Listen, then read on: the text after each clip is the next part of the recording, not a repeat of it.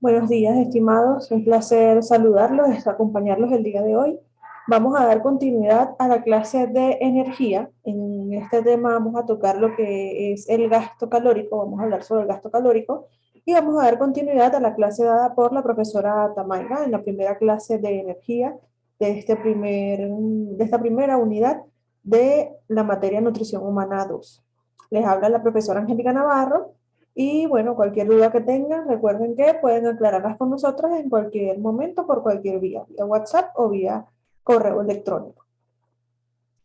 Bien, en lo relacionado con lo que es el gasto energético, primeramente debemos hacer la definición. Quisiera que ustedes se definieran cada uno qué es gasto energético, qué es lo que ustedes consideran que es gasto energético desde el punto de vista de un ser humano. La definición que nosotros más podemos darle, que nosotros le podemos ofrecer, que es más acertada, es que va a representar la energía que el organismo va a consumir.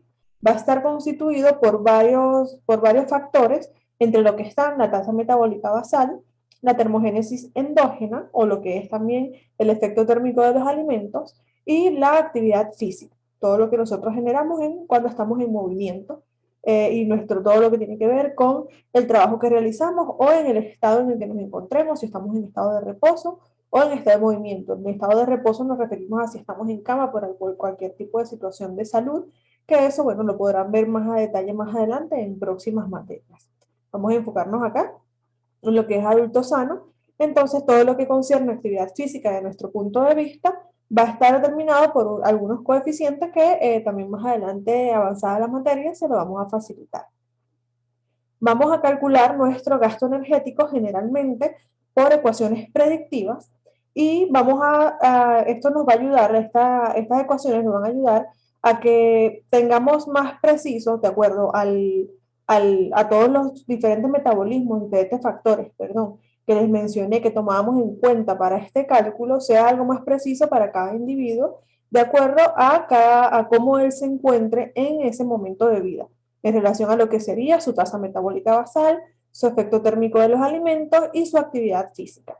Esto nos va a ayudar a que sea algo más preciso para nosotros en lo que es la evaluación nutricional y lo que más han señalado algunos autores es que el gasto energético se mide más eficientemente que con la medición del consumo de oxígeno. Es lo que nos va a dar una mayor precisión. ¿Ok? Más adelante en esta misma clase van a poder ver cuáles son los diferentes métodos que se utilizan para medir el gasto calórico, el gasto energético.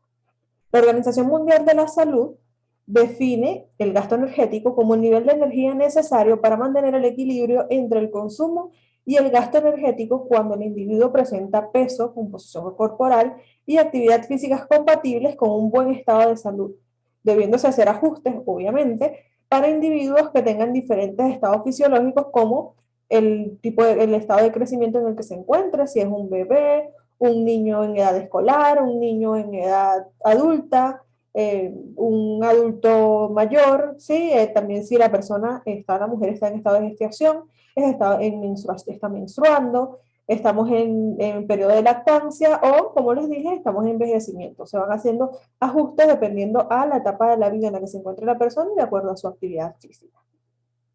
¿Cuáles son las fluctuaciones del balance energético que podemos ver? Vamos a ver que nosotros vamos a tener un ciclo de almacenamiento de energía durante el día y durante la noche, ¿sí? Que va a ser nuestro ayuno nocturno. Un adulto sano debe conservar un balance energético en cero. ¿Sí? Toda energía consumida debe ser digerida, debe ser procesada. ¿De acuerdo? Porque si no, vamos a tener lo que es el almacenamiento y es donde nosotros observamos que la persona puede ir aumentando de peso o presentando cualquier otro factores debido al desbalance que tiene en este equilibrio. Los mecanismos fisiológicos de ajuste entre ingesta y gasto van a ser muy eficientes, por lo que vamos a determinar que cuando se aumenta el gasto va a aumentar también la ingestión de alimentos y cuando vamos a disminuir lo que es el gasto energético tenemos que disminuir también la ingestión de los alimentos. Estos mecanismos van a suponer varios procesos que tienen que ir interconectándose y que se van a ir controlando con pequeñas señales a través del sistema nervioso central. Bien, entonces aquí vamos a recordar un poco a lo que se vio en anatomía, fisiología, histología, ¿de acuerdo? Este es un pequeño retroceso a esto, ustedes ya están un poco más expertos en esta parte. Entonces vamos a ver que todos esos mecanismos se van a ir ver ajustados por eso, van a estar localizados en el hipotálamo y van a recibir, es donde van a hacerse todas lo que son las estructuras responsables para el control de las sensaciones, tanto de ansiedad como de producción de hambre en el organismo sano, en una persona sana. Vemos que en el núcleo lateral va a ser el responsable de la producción, de hacer que la persona sienta hambre, de la sensación de hambre, y el núcleo ventromedial va a ser el encargado del manejo y el control de la saciedad durante todo el proceso de la ingestión de los alimentos. Entonces estamos viendo que en el hipotálamo es donde se encuentran estos dos responsables, tanto en la sensación de hambre como en la sensación de saciedad. Otro mecanismo de regulación que van a estar en la ingesta a corto plazo va a estar en la fase cefálica de la alimentación. Los mecanismos de regulación de la ingesta a mediano plazo va a estar mediada por la hormona denominada péptido YY, 36 aminoácidos que se van a ir sintetizando en la parte distal del intestino, páncreas y cerebro. Y por último está el mecanismo de regulación de la ingesta a largo plazo, que van a estar mediados por lo que es la leptina, la insulina, la grelina, el neuropéptido Y, entre otros. ¿Qué va a pasar con la ingesta espontánea de energía que va fluctuando? Esto va a ocasionar que tenga un coeficiente de un 16% de fluctuación de energía. El gasto de energía también va a fluctuar alrededor de un 10% y sobre todo en mujeres, previo a la menstruación, va a ser una fluctuación considerable por el incremento en la ingesta de energía y un mínimo aumento en el gasto. 2 semanas después, pasados de la menstruación, la ingesta alimentaria es menor al gasto energético que está teniendo. Bien, entonces, ¿cómo vamos a medir nosotros de mejor manera lo que es el gasto de energía? Tenemos varios métodos. Vamos a comenzar explicando lo que es la medición del calor disipado, que sería la calorimetría directa. Este método es donde se va a hacer la medición de la energía que se va a gastar en forma de calor, en donde vamos a colocar un sujeto en una cámara hermética, va a estar rodeado de paredes que van a estar aislantes, que va a ser lo suficientemente grande para poder medir las cantidades moderadas de actividad física que va a tener esa persona allí en esa cámara. Se va a registrar el calor que va a estar almacenado y el periodo por radiación, convección y evaporación. Es el método más exacto que podemos tener para la medición del gasto calórico con una precisión casi del 99-98%, tiene un margen de error del 1 al 2%. No nos va a proporcionar información acerca del tipo de combustible que se ha oxidado, o sea, no nos va a decir a través de qué es que estamos nosotros persiguiendo ese gasto energético. Y una de las complicaciones es que además de ser elevado, es bastante complicado formar esa cámara en donde nosotros vamos a medir ese tipo de gasto energético. Otro método es la calorimetría indirecta. Este fue creado por Antonio Lavoisier a través de la cadena respiratoria, es el método que utiliza, ¿ok? Rappner mide el índice de excreción de anhídrido carbónico expirado y el nitrógeno ureico en seres humanos. Esto se aplica en individuos sanos y en pacientes en estados críticos. Va a permitir calcular el gasto energético a partir del consumo de oxígeno y de la producción de dióxido de carbono. ¿Qué requisitos deben tener los individuos para poder realizarse el cálculo de gasto energético a través de la calorimetría indirecta? Deben ser sujetos que estén en un estado estable de producción de dióxido de carbono, que tengan intercambio respiratorio y un equilibrio ácido-base. Es posible que podamos establecer no solo el gasto de energía, sino también lo que son las proporciones de carbohidratos, ácidos grasos y aminoácidos utilizados como combustibles, y además se mide la excreción de nitrógeno. Entonces vemos que este es un poco más detallado porque el otro no nos mide el tipo de combustible utilizado.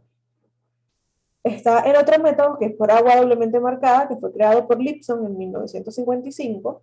Esta es una extensión de lo que es la calorimetría indirecta y va a ayudar a calcular la producción total de dióxido de carbono en un periodo de varios días sin interferir en la vida normal del sujeto. Se puede medir en animales pequeños con dosis adecuadas para humanos.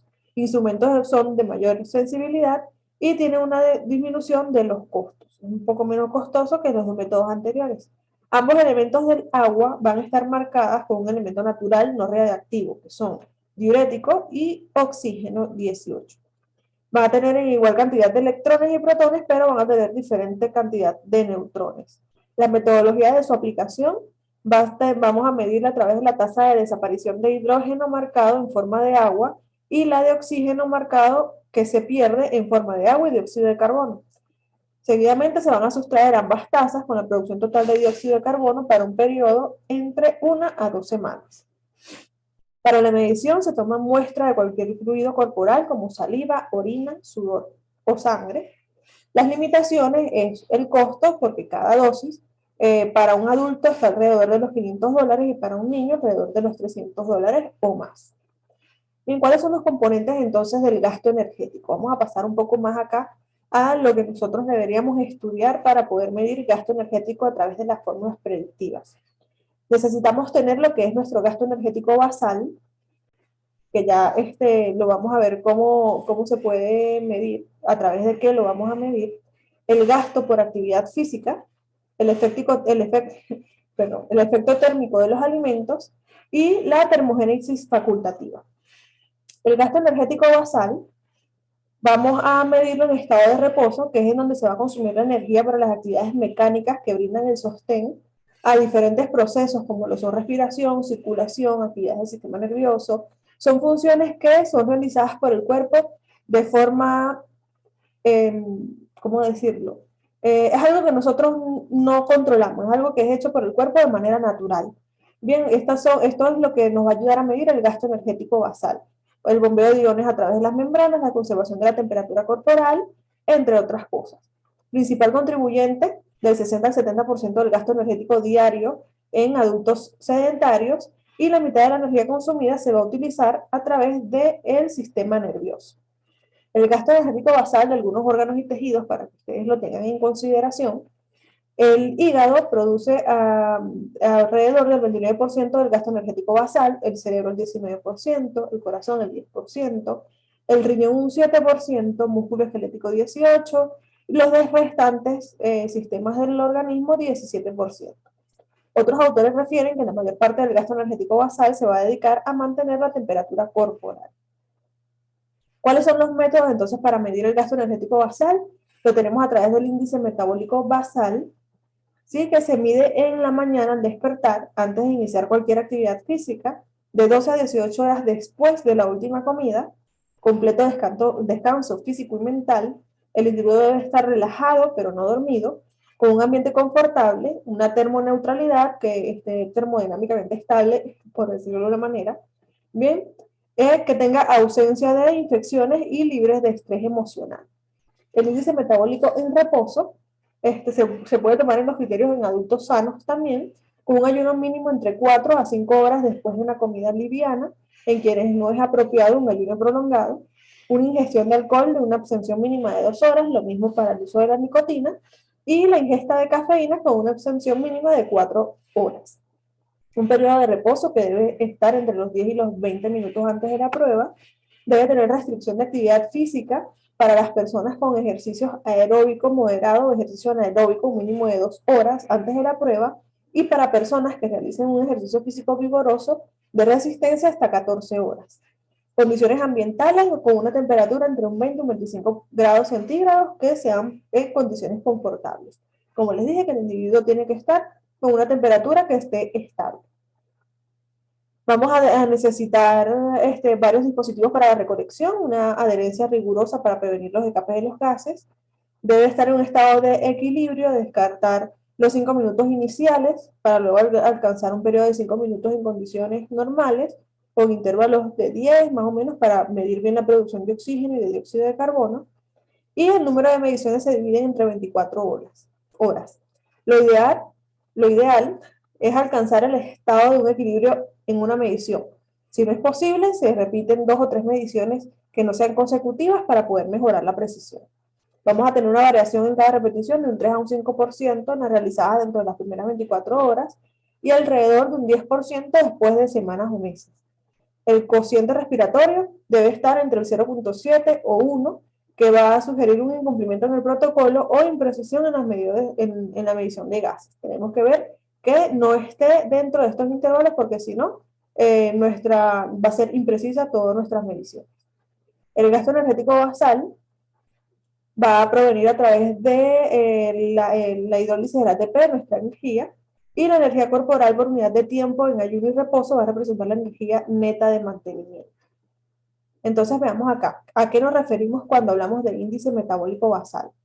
El índice metabólico basal es el que nos da un costo mínimo de energía para mantener funciones vitales, lo que les mencionaba anteriormente, nos va a ayudar a medir lo que es la energía gastada por funciones orgánicas como la homeostasis y activación del sistema nervioso simpático.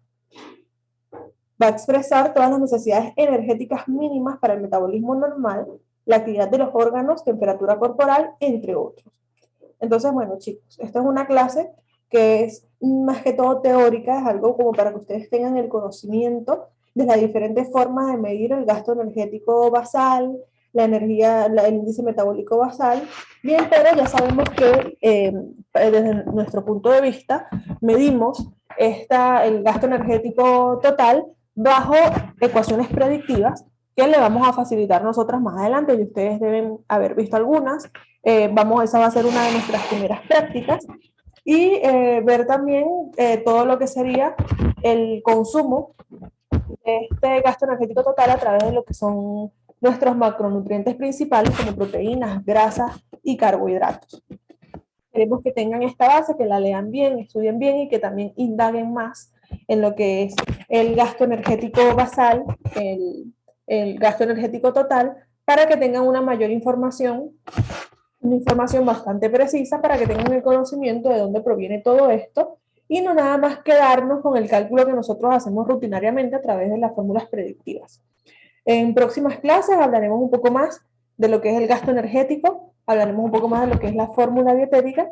Entonces, bueno, cualquier duda que ustedes puedan tener, siéntanse libres de preguntarnos y nosotros, dentro de lo que podamos ayudarlos a aclarar estas dudas. Muchísimas gracias por estar con nosotras en estas clases y le deseamos un feliz día.